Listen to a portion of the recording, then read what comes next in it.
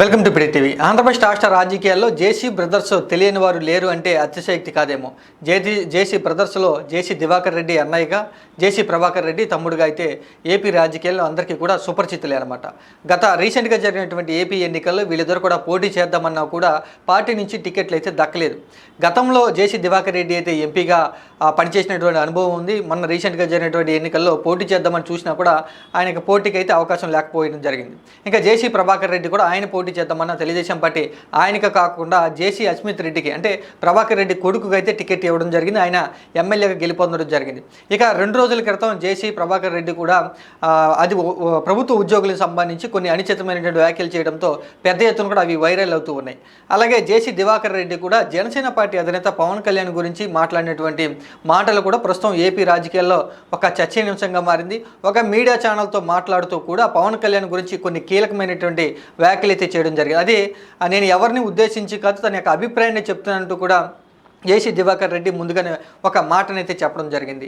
ఎంపీగా పనిచేసి రీసెంట్గా జరిగినటువంటి ఎన్నికల్లో పోటీ చేయకోకుండా ఉన్నటువంటి జేసీ దివాకర్ రెడ్డిని ఒక మీడియా ఛానల్ అయితే ఇంటర్వ్యూ చేయడం జరిగింది.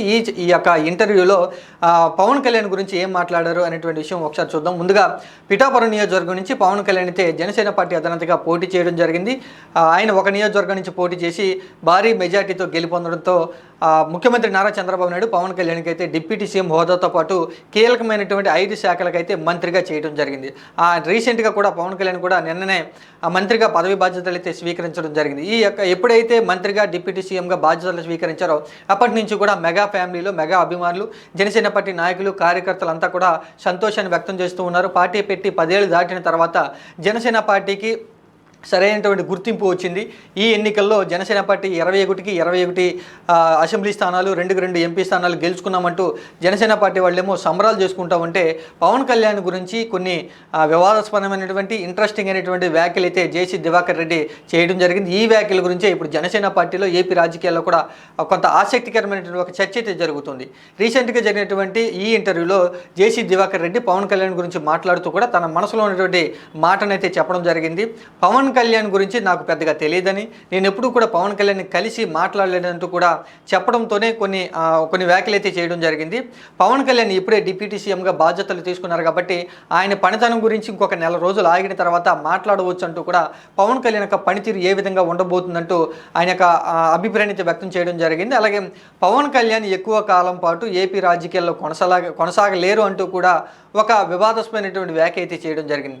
ఇక్కడ డిప్యూటీ సీఎంగా మంత్రిగా బాధ్యతలు చేపట్టి సంబరాలు చేసుకున్నటువంటి జనసేన పార్టీ శ్రేణులకి ఈ మాట అనేది ఒక మింగుడు పడినటువంటి అంశంగానే చెప్పుకోవచ్చు. పవన్ కళ్యాణ్ ఎక్కువ కాలం రాజకీయాల్లో కొనసాగలేరంటూ కూడా తన మనసులో ఉన్నటువంటి మాటను జేసీ దివాకర్ రెడ్డి అయితే బయటపెట్టడం జరిగింది.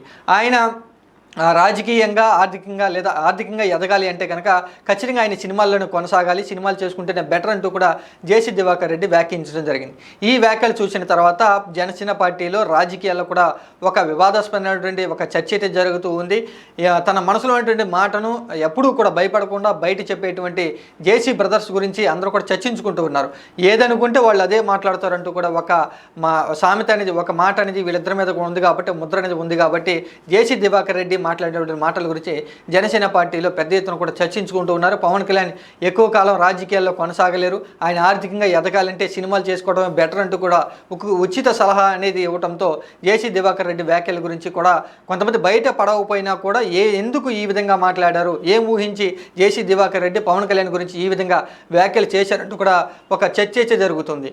2 రోజుల క్రితమే డిప్యూటీ సీఎంగా మంత్రిగా బాధ్యతలు చేపట్టినటువంటి పవన్ కళ్యాణ్ గురించి జేసీ బ్రదర్స్లో ఒకరైనటువంటి దివాకర్ రెడ్డి ఈ వ్యాఖ్యలు చేయటం వెనక ఏముంది రహస్యం అంటూ కూడా అందరూ చర్చించుకుంటున్నారు. ప్రస్తుతం ఏపీ రాజకీయాల్లో ఈ విషయాలే పవన్ కళ్యాణ్ గురించి ఒక చర్చ అయితే జరుగుతుంది.